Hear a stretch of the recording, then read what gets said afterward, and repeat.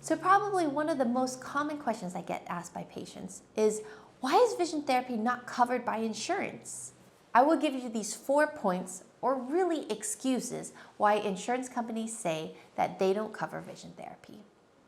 First, insurance companies feel like vision therapy is not have enough scientific evidence. Well, I know that that's not true. Us in the vision therapy world know that there are plenty of research articles published about how vision therapy can help to improve vision conditions. One very common set of studies done by the Convergence Insufficiency Treatment Trial Study Group has shown that vision therapy active exercises are absolutely effective in treating convergence insufficiency.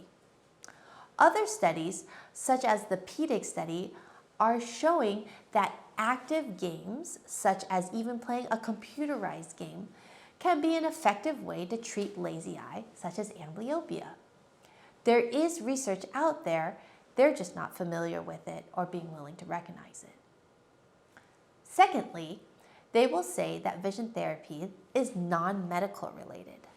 This is kind of just a turf wars fight in my opinion. Vision therapy is really a nice blend of medicine, education, and sometimes special education.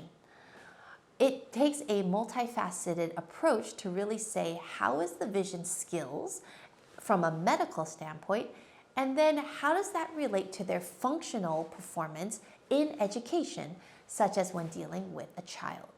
Us in the vision therapy world need to know the education side of things, but also need to know the medical side of things. So insurance companies will say, well, that's an education problem. Have education pay for it. And education will say, well, that's a medical problem. Have medical side pay for it. So really both sides are pointing to each other in order to say they are responsible for payment of the service. Thirdly, medical companies may fight to say that vision therapy has a lack of medical necessity. They will consider it something like a specialty treatment, like chiropractics, where it is helpful to the patients, but not absolutely necessary. And we know that insurance companies want to cover only the basics. They're not going to give you everything that could be helpful. They want to give you just enough. Lastly, insurance companies may say that vision therapy as a field has a lack of standardization, that there's no standardized protocol in order to be able to cover it as a straightforward service. Well, we know that as vision therapists, there is obviously some difference that you'll get between offices. Our vision therapy program may look a little different than another vision therapy office program.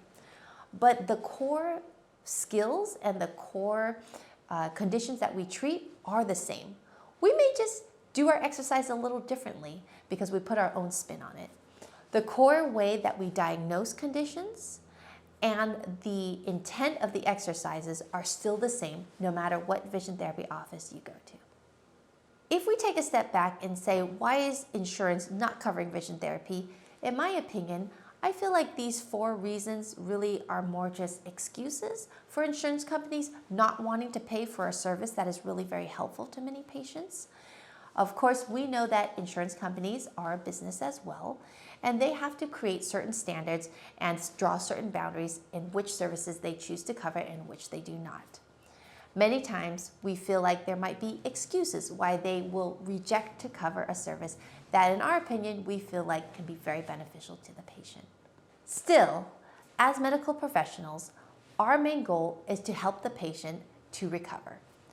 If there's a condition that we see a patient has need of, and we know that there is a treatment that works, we want to be able to provide that treatment to that patient in order to help them to heal.